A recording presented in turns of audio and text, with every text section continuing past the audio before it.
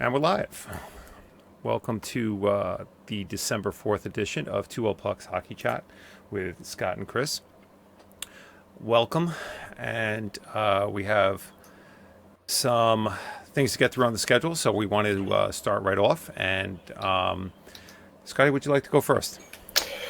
Yeah, so we had some interesting news earlier this week. So John Hines was the first coach fired for actually not being a good coach, as opposed to some issue with the team.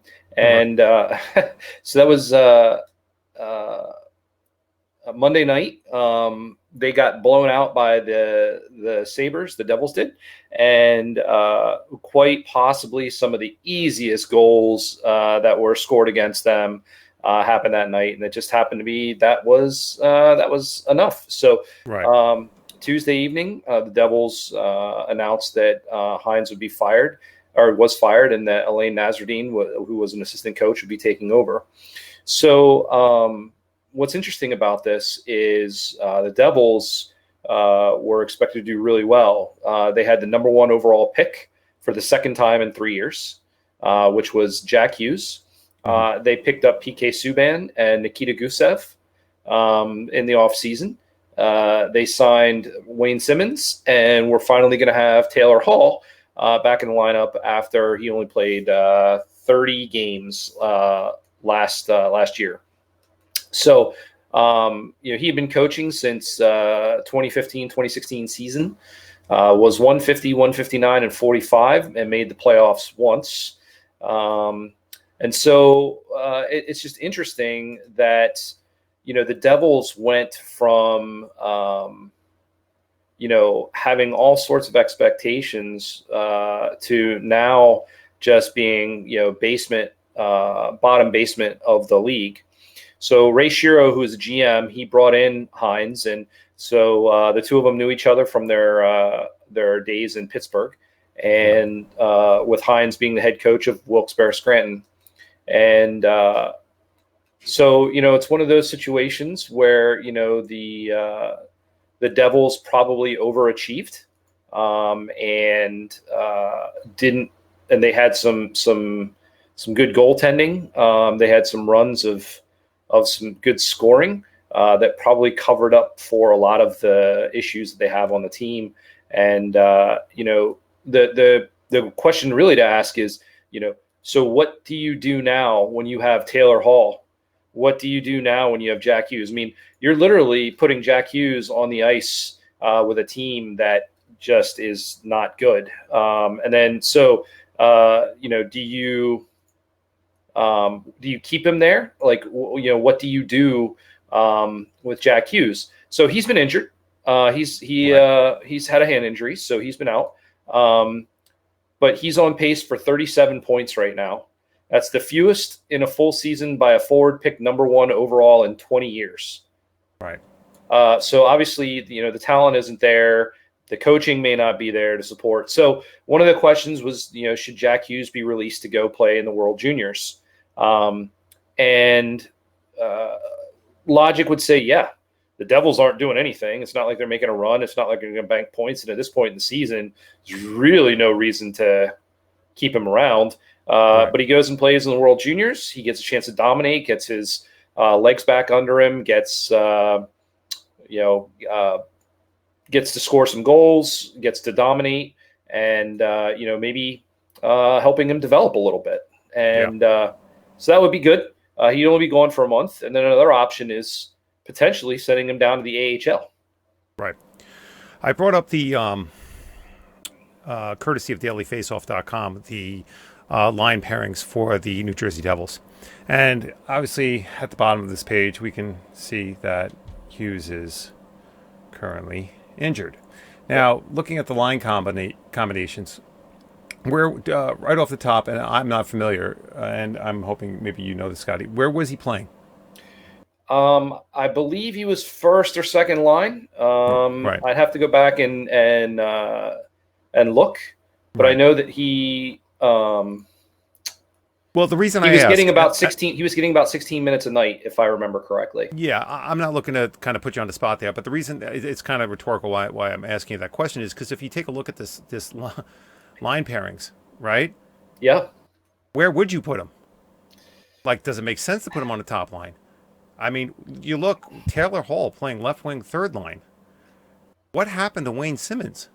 I mean, I think Wayne Simmons is a product of the guys around him, and I think this is just a waste of time for Wayne when he's being going to be paired up on that fourth line with the people he's paired up with. I don't think that's the best way to extract what you can out of Wayne Simmons. This guy must be so not motivated. Taylor Hall, third line. What I could see why he's in the press lately, and we'll get to that in a little bit. About his feelings. But where would you put him? So going back and I'm looking at NJ.com, looking at the Devils, and from an article back on the 26th, it appears he was on a line with it was Jack Hughes, Wayne Simmons, and Jesper Boquist, and they had 25 minutes of 5-on-5 time together across 2 games. The three of them generated 22 shot attempts and 8 scoring chances. But no goals. And so, but what line was that? Was that the fourth line? I mean, third line, fourth line. I mean, really does it matter? But I think Wayne Simmons, I know what you're saying, but maybe it does because I look at this and I see absolutely no rhyme or reason to these lines. Wayne Simmons was I think past his prime. He was a big name, played a role with Philadelphia. Definitely a leader. Definitely a big body who can win pucks in the corners, but I mean, just not the name is much bigger than the play, and so I think to your point, he was a product of the guys around him.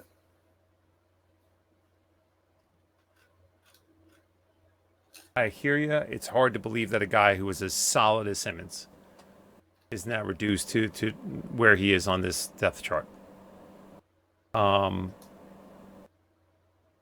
then again, we're looking at Taylor Hall, right? And if we take a look at Taylor Hall, right, and I'm bringing up his career stats, and we go back, and this is courtesy of NHL.com. If we go back to his 2017-2018 season, this guy did 93 points. Yep. Made the All-Star game. What hit the fan. Yep. Right? So 93 points 2 years ago. Where, I want to say, I believe he won the Hart Trophy that year as well. I think you're right. Yeah. So he's now third line winger with 2 people who don't have anywhere near the depth that he does. If we take a look at, let's go back to. Well, let's just kind of talk about that, right? Like, so could that perhaps be why Hines got fired? I mean, what are you doing with Taylor Hall? You paid a lot to get him. The guy has I believe this might be his last year. He may have one more year on his contract. I can't remember specifically, but I know that there are trade rumors going around, like who would pick him up. There are some teams that may be in on him as a rental. Right. There are, there's a question of who can afford him to sign him long term. Yeah. But that anybody that's going after him, the Devils are going to want first round picks. Yeah. And looking at Wayne Simmons quickly, you're absolutely right. And looking at Wayne Simmons quickly, and we go back to the same year, the 2017-18 season, Wayne Simmons had 46 points with Philadelphia. Yep. And then going back prior to that, 54 points, 60 points, 50 points, 60 points. So he had 5 really solid years with Philly. Even back as far as 2011, 2012, he had a 49-point year. But really between 2013 to 2018, he was solid in Philly. Solid. He was the guy that, if you were in the division, he was a guy you'd love to hate because he was a pain in the butt to play against. he had anywhere between 100 to 150 penalty minutes per year. And the guy was just a beast. He was a real pain. He had a solid amount, 25 points, power play points. He was just a solid player for Philly. And now he gets traded. It's almost like Devils are almost like a player graveyard. What is Subban doing? Yeah, he's not living up to potential there either. But again, But some guys, are all these players wrong? Are all these players off, or is someone not pushing the right buttons above them? So Ray Shiro, he was notorious for making trades. He brought Jerome McGinley to Pittsburgh in a year where Jerome McGinley should not have been with Pittsburgh. He sold the farm to get big names to bring them in for a playoff run. They weren't utilized correctly. They weren't playing their natural positions. And inevitably, the experiment failed. And Ray Shiro, he messed up.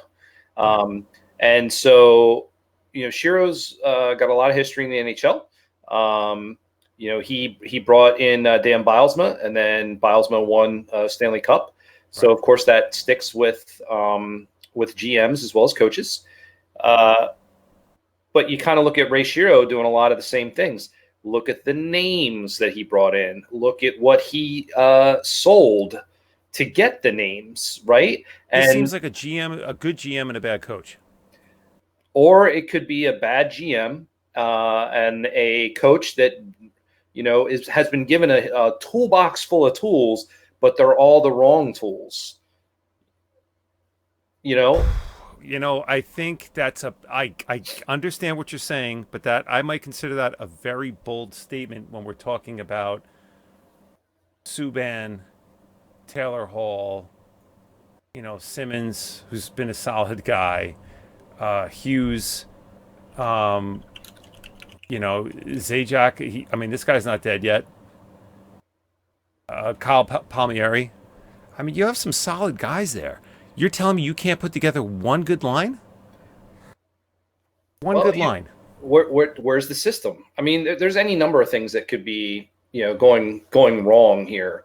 So there's also something to be said too. You had Corey Schneider, who was playing for the Devils, right? And he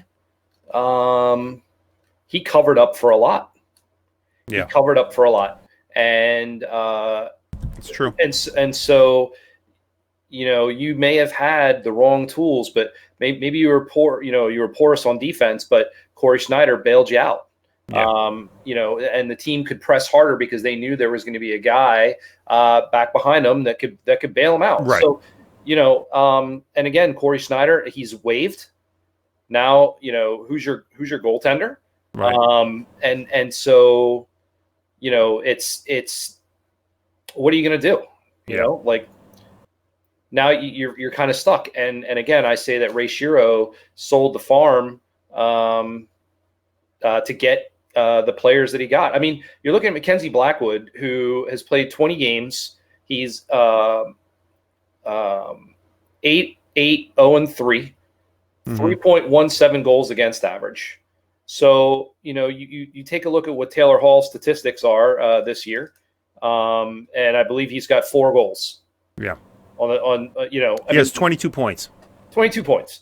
So, and again, you can't lay it all at the feet of the goaltender, but when you've grown accustomed to good goaltending, when you've grown accustomed to having that bail you out, coaches can get lackadaisical too when they expect that their goalies are going to be able to bail them out. We could explore that a little bit too, because if you go back and look at what the New Jersey Devils are putting out for goalies between Louis Domingue and Mackenzie Blackwood, Domingue was backing up Vasilevsky, right? Yeah. So, but when you're backing up a goalie in Tampa who's playing 99% of the starts, what do you think you're getting? So who's the number one? Mackenzie Blackwood's the number one goaltender? Yep. Right now he's the number one goaltender. To me, everything we're talking about, I can't see one solid thing we're talking about with the Devils where I'm like, okay, I get it. Everything we're talking about, I'm like, wait, I don't understand. Please explain it to me.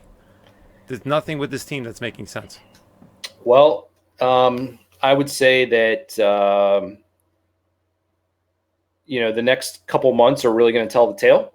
If it was a coaching issue, Nasruddin has some time to instill some sort of system that is going to be different. Obviously, there's going to be expectations that are there from the GM, but GMs typically they get to hire two coaches. They get to hire their coach when they first come on. They get to fire that coach. They get to hire one more, and after that, they're usually that's it. So he's gotten that one hire, one fire. He's on his second coach. So we'll see what happens.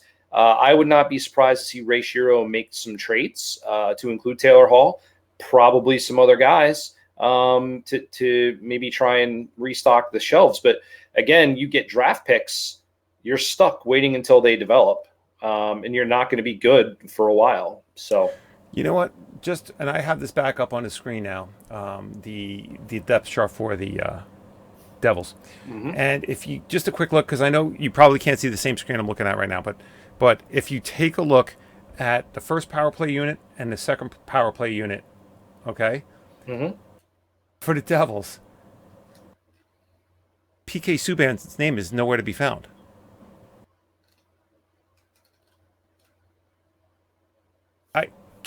Explain. Two goals, 3 assists, 5 points. He's a -12. I can't. It's really not. I got nothing. All right, so that's basically. I wanted to make sure that we were both stumped. He's got 0 power play points. He's not on a power play. That's why he's got 0. Yeah. It's PK Subban. How much did you pay for this guy? Yeah. I mean, come on. Okay. All right. I don't know if I'm getting a little frustrated. Yep. So I don't know if this is if you want to continue over or if it's if we want to move forward. I think we can move forward. I mean, we've beaten the dead horse. So the only other thing I want to throw out there is that so Jack Hughes is also eligible to play in the AHL if they decide that that's probably a better place for him to develop. Give him the opportunity to dominate as opposed to get trounced every night by playing on the NHL club. Right. And I actually had to look this up because, you hear about players that have to be 20 years old, blah, blah. So there's actually an agreement between the NHL, the AHL, and pretty much every Canadian team that if a player has not reached the age of 20 by a certain date in the season, if they don't stay with the NHL club, they have to be returned to their junior team. If the player comes from any other club, pretty much anywhere else, the minimum age to play in the AHL is 18. So they have the potential to send them down. And to be honest with you, I think that's probably the best thing. I think the New Jersey Devils are a dumpster fire, and I think it's probably the best thing for them. So. All right. Very good. Go ahead, sir. I'll let you I'll be honest with you, and to the viewers, I was going to touch on the. I don't know how much time we do want to spend on Taylor Hall. He's been in the news a lot for his, for his demands. Well, not demands, but his public making his desire public to move away from the New Jersey Devils. So. I don't know how much time we really want to spend on that. I think it's a reflection of everything we've covered up to this point. I think we would only be beating the horse a little bit more dead. You want to jump in on this? Sure. So actually, what's today? The 4th? Yeah. Yeah. So 2 days ago, the NBC Sports put an article together. It was called "Best Landing Spots for Taylor Hall." Yep. And so just taking a look at that article, one of the things was, the first one is staying with the New Jersey Devils. They're probably, and the reason why they say that he'll stick around is because Shiro probably isn't going to get anything back for him. Why not? Or at least not anything, but the amount of money that Hall is going to look for. The potential for lockouts and everything else. So I don't know about that. And I'll be honest with you. I might disagree with you on that just based on listening to and reading into forums of teams that where this pops up as a topic, what would you be willing to give for Taylor Hall? And it seems like the overall fan base of multiple organizations would be willing to part ways with certain assets in order to acquire Taylor Hall. I think his name still carries a certain weight to it. I think people still remember, as we reviewed before, the really solid years he's had. And I think that some organizations are still willing to pay for it. So I think there is going to be a demand, and I know that it's been discussed even in listening to NHL Network that everyone feels this guy is going to get paid. Yeah. Oh yeah. Yeah. And so I guess my point was that his ceiling. I mean, he's got a high ceiling. I mean, it's not he's just a name. He can definitely play. Yeah. Last year he was injured. I mean, so teams are definitely going to pay. So it's looking less and less like the Devils are going to be able to keep him. I mean, I wouldn't want to stick around knowing that it's probably going to be a new head coach next year. Right. Potentially a new GM based on what's happened. So the next team that was listed, again, this is NBCSports.com, was Colorado Avalanche. Yeah. I saw Colorado. I saw Edmonton in that article. Yep. So Colorado is interesting because they have more salary cap space than all but two teams in the league. Yeah. And they are a powerful team this year too. So yep. Imagine having him land there. The Canadians are on the list for salary cap space. St. Louis, they were looking to potentially bring in. They looked at St. Louis as a landing spot because of the injury to Vlad Tarasenko. Mm-hmm. But again, it would probably only be for a rental for St. Louis because they don't have the room. The Islanders were mentioned. The Oilers were mentioned. Calgary, Nashville, Boston. Boston, of course, they're kind of the guys who wouldn't want Taylor Hall. Yeah, who wouldn't want him? So, and I also saw Arizona, the Coyotes. There was an article as well. You just named the entire top half of the NHL. Yeah, so the Arizona Coyotes were potentially looking, and that Dallas was also mentioned. So yeah, I mean, there's a lot of potential for this guy to go. The Coyotes right now own all their upcoming draft picks, with the exception of the third round. Yeah. So the thing I think that's going to really drive it, though, is teams are only going to go if they think they can sign him for a long period of time. They're not going to give up a bunch of stuff to New Jersey for a rental that they're not going to be able to re-sign. So, I think that's going to drive it, and I think you're going to find probably a team like Colorado is going to be a front runner because of the cap space that they have. Right. So. Agreed. Moving forward, sir. Very good. Go ahead. I know you had something else on your list. Yeah. So I wanted to hit on the Penguins, and not just because of the hat, but because right now they're at about 40% of their salary is watching the game from the press box. That is something that if you listen to hockey players, coaches, analysts, guys who've been around the game for a long time, they have never seen an injury rash like this in their history. And it's not just bum players. You're talking about Patrick Hornquist, who left practice with a knee injury, out for a month. Brian Dumoulin just had surgery because somebody basically stepped on the back of his foot. Justin Schultz out. So Brian Dumoulin, Justin Schultz, 2 out of your top 4 defensemen. You're looking at Brian Rust, who was playing on the top line with Crosby and Gensel. He's out. Nick Bukestad underwent surgery on a core muscle, 8 weeks out. And so I think he's now down to 7.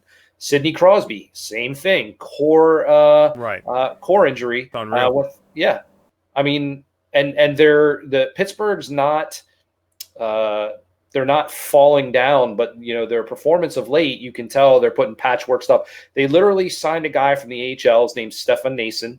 So that he was on the leading scorer for Wilkes-Barre, and they signed him to an NHL contract. Brought him up, and they gave him time to practice on the first power play unit.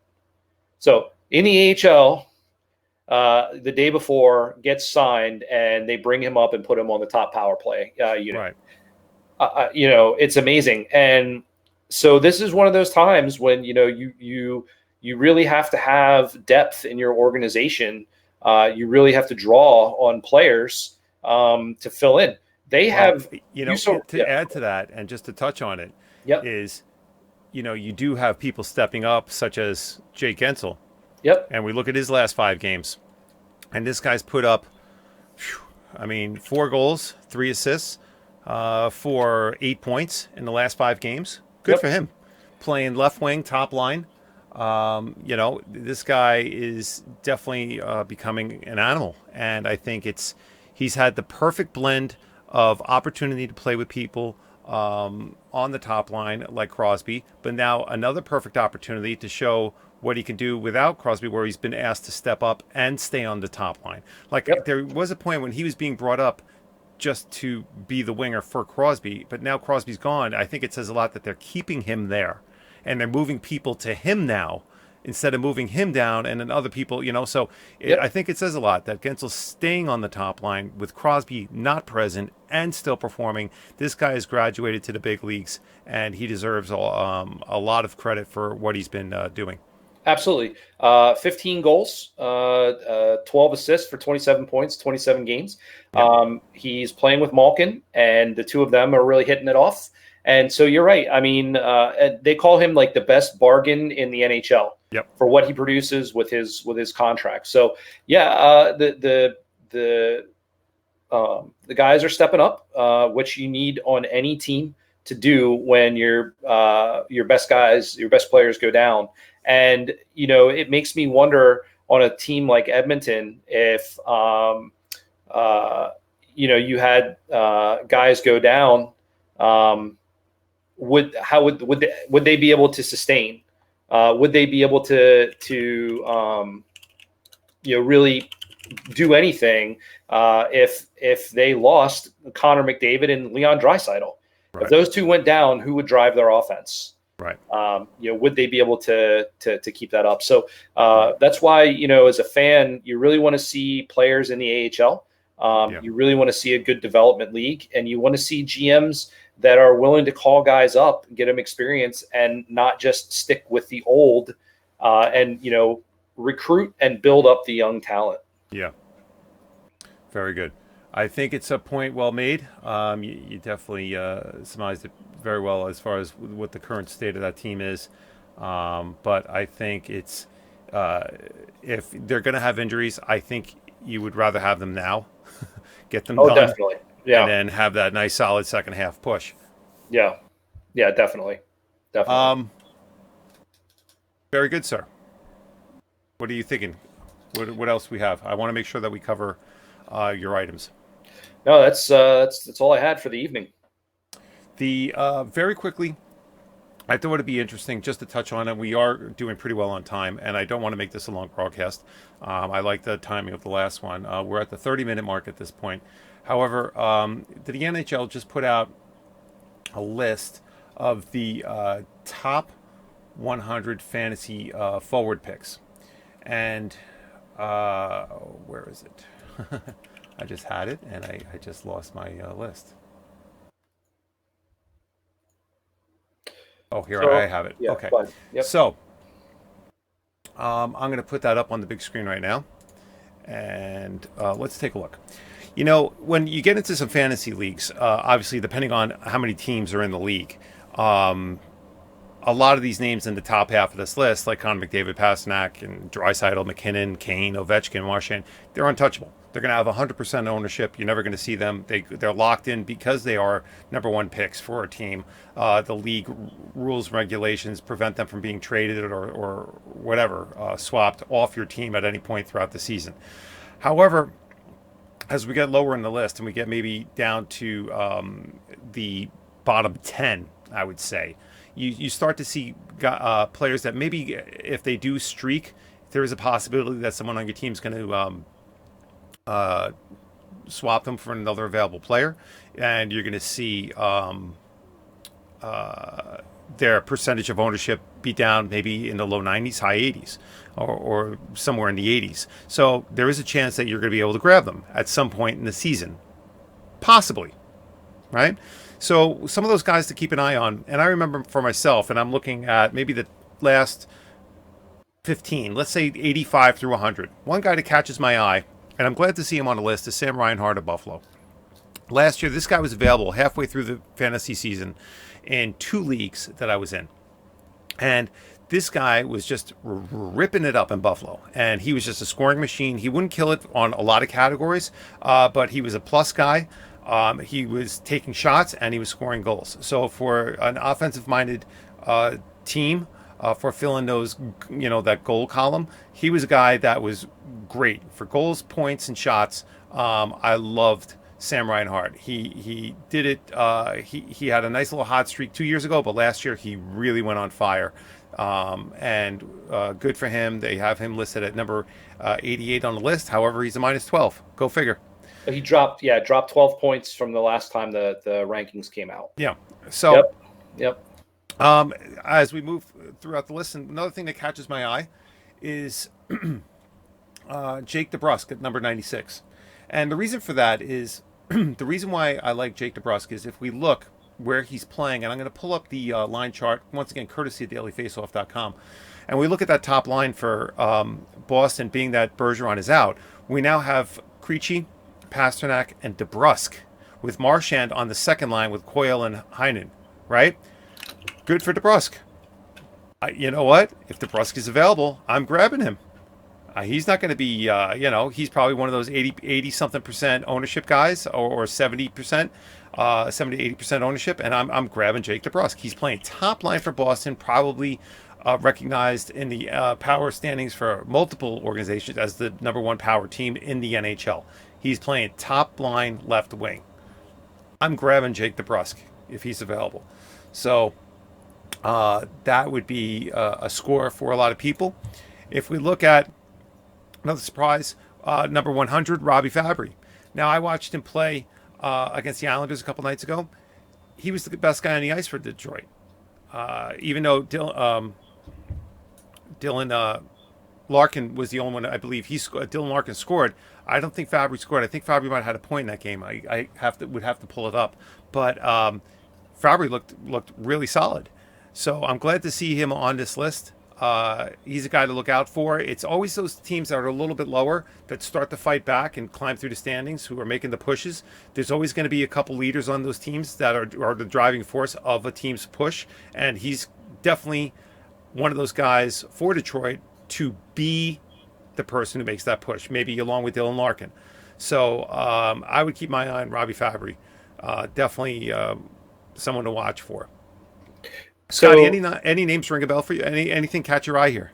Well, so there's obviously there's a couple different places you can go and take a look at. So, if you go to Yahoo, they actually have transaction trends, and these are a great way. And again, looking at fantasy sports on Yahoo, and taking a look at what people are really trying to grab with regards to players. And so Ryan Graves, defenseman for Colorado, has almost 4,000 ads just today. It's for good reason.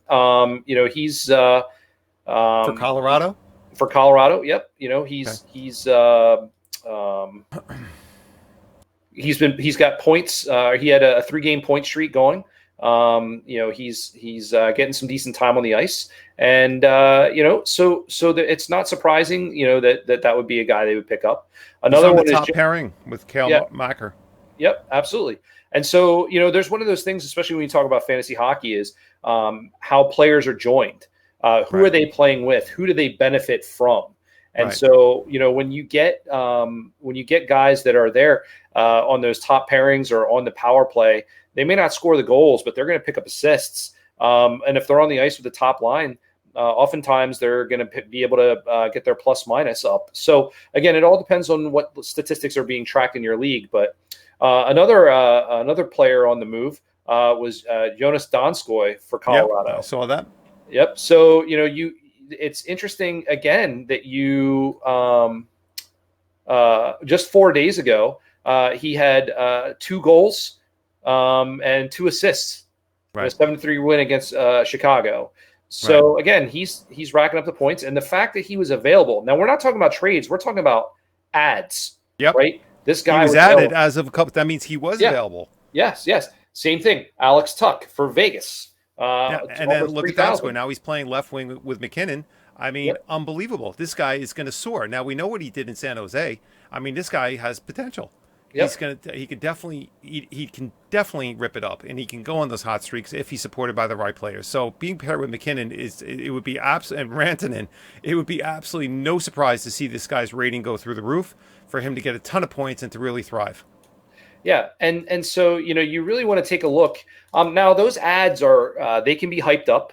A lot of players will, or a lot of fantasy players will grab somebody who did well in the last game or the last 2 games, and so you really want to kind of pay attention to trends. Right. Every player is going to go on go on a slump. But to your point, the website that you have up right now, where it shows up line pairings, nowadays coaches they usually pair. It's not a line, but it's a pair, meaning it's a center and a wing, and then Right. they'll rotate somebody else through. So if Right. you're able to anchor, players to each other, and you get that benefit of scoring points with just by virtue of being on the same line or being paired with somebody. Yep. So I mean it's He's definitely a scorer. That's definitely a solid person to point out in the ranking. absolutely, absolutely. So you've got guys. So on your on the NHL.com website with the top 100. I mean, you can take a look at how far they've fallen.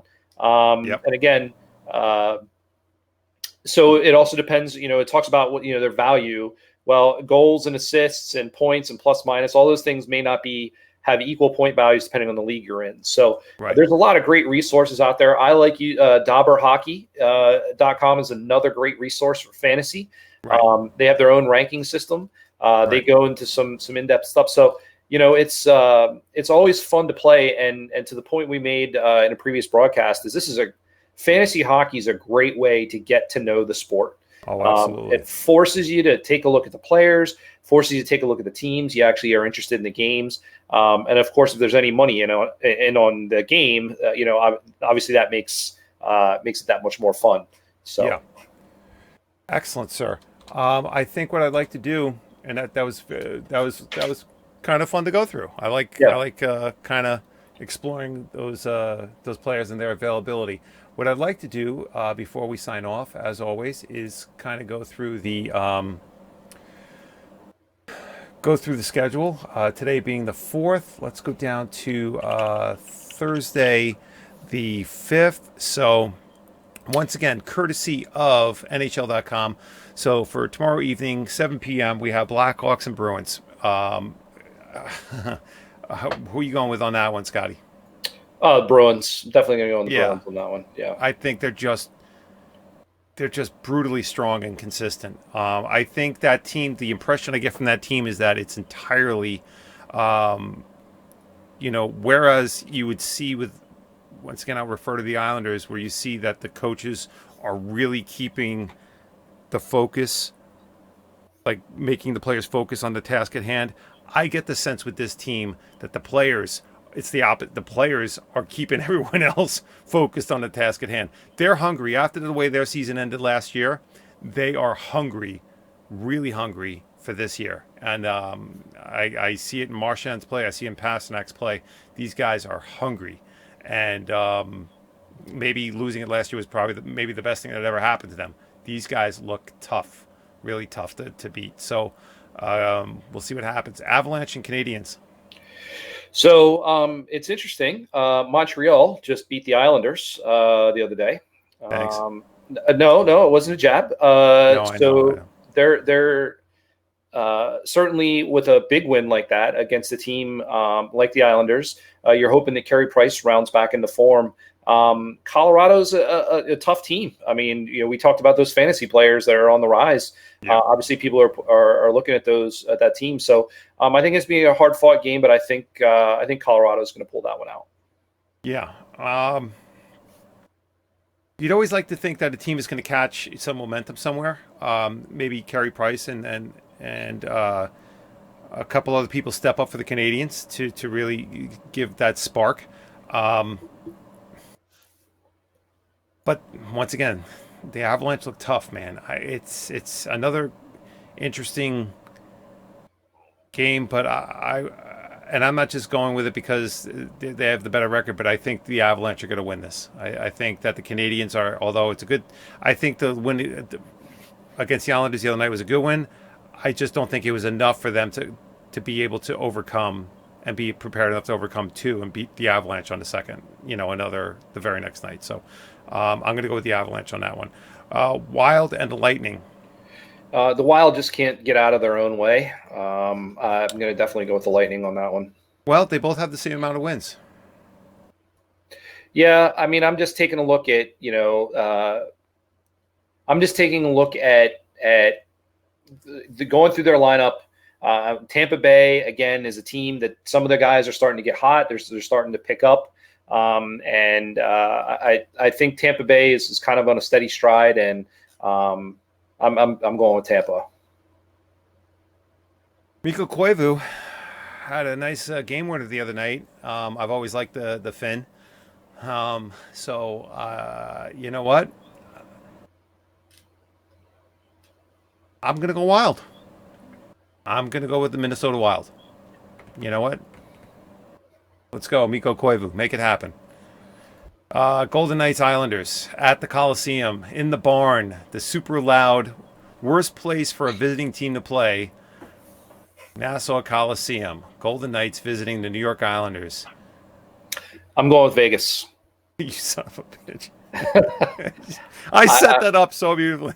Yeah, you did. You did. Yeah, you suck. Well, of course, I'm going with the Islanders on this one. I think the Islanders are going to, being in the barn tomorrow night, I think enough is enough. Last night's loss to Montreal was embarrassing. The way they played, they looked, oh, I don't even want to talk. This reminded me of one of their first few games of the season that they lost, where they just looked out of wax. They need to get home. They need to get back into the barn. They need to hear the energy of the crowd, and they will be pumped to just crush the Knights tomorrow night. That's my prediction. Okay. Coyotes and the Flyers. The Flyers are on a run, and Imagine that, right? Yeah, it's crazy. So yeah, I think you got to go with the Flyers on that one.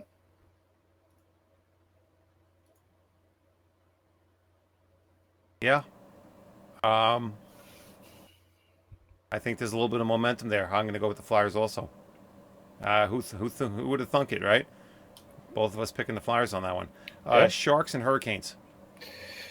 Hurricanes are a tough team. San Jose has they're still tough, but they just don't have the firepower to really to really match up against Carolina. Do me a favor, because I can't switch off the screen. Pull up the NHL standings and just tell me what the last 10 is for both teams. Sure. The last 10 and the streak for both teams. All right. So you're looking at so Carolina's last 10, they're 6-4-0. Yep. San Jose is 7-3-0. Yep. And what's the streak? Both of them are coming off of a loss. So San Jose is a -12 goal differential. Yeah. Carolina is a +10. So like I said, San Jose plays a heavy game. Carolina's got the ability to score some goals. Again, a blue collar team that works hard. I just think that it's going to be Carolina. All right, who are you going with? Carolina? Carolina. I'll go with Sharks, just for kicks. Rangers, Blue Jackets. Yeah, I mean, Rangers have been all over the map, man. They have been all over the map. They win games they're not supposed to. They lose games they are supposed to. They're like weird. They're just all over the map. Blue Jackets are. The team depresses me. It's almost like the shell of what they were last year. So it's depressing to watch them. that the goaltending with Bob leaving, Panarin leaving. I mean, Yep. there's been some turnover on that team. So the Rangers have played one less game and have 3 more points than Columbus. Right.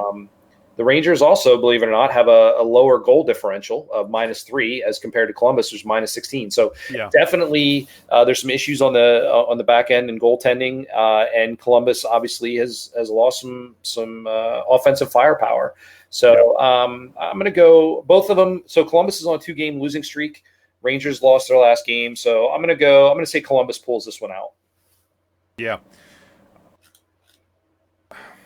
I'm going to be rooting for the Blue Jackets, but I have this weird feeling that the Rangers are going to win. As an Islanders fan, I'm sworn to root for the Blue Jackets. So in this game, but I got this weird feeling the Rangers are going to pull it out. Jets Stars. Um, Again, if you could, Dallas. how are the Stars looking on? What's the last 10 on the Stars? So Dallas is 6-3-1, coming off Yeah. of yep, they've lost one, Yeah. and the Jets are 7-3-0. Right. Their last 10 have won one. Yeah. So what are your thoughts? I'm gonna go with Dallas on this one. I'm really thinking Dallas.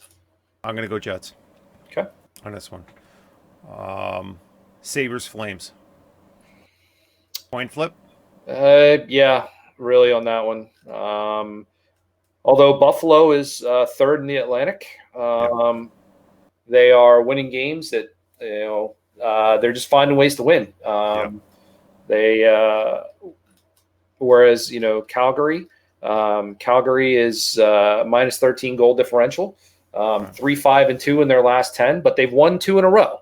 Right. So they're coming in with some momentum in that game, but I think Buffalo is going to probably pull that out. Yeah, I would agree with you on that one. I'll go with Buffalo. But excellent, very good, sir. I think that was a nice, tidy broadcast for this evening. We covered a lot of good information. Got our predictions in, and yeah, some good stuff. Anything else you'd like to throw in? No, I just want to reiterate that the Montreal Canadiens, in all of their horrible play, somehow found a way to claw over the New York Islanders. So just wanted to throw that out there. That's the way you're going to sign off, huh? 2-5-3 in their last 10 was Montreal, and so Yeah, I heard Crosby needs an additional surgery. probably. So yeah, Probably. so I'm sorry to hear that. He can't grow facial hair, so it's probably going to be some sort of a hair transplant. All right, Scotty, as always, great job. Yeah, good stuff. Really, Hope everyone really has a appreciate great it. evening, and we'll see you this Sunday at 9 p.m. Eastern Standard Time and that is December. What's the date today? The 4th.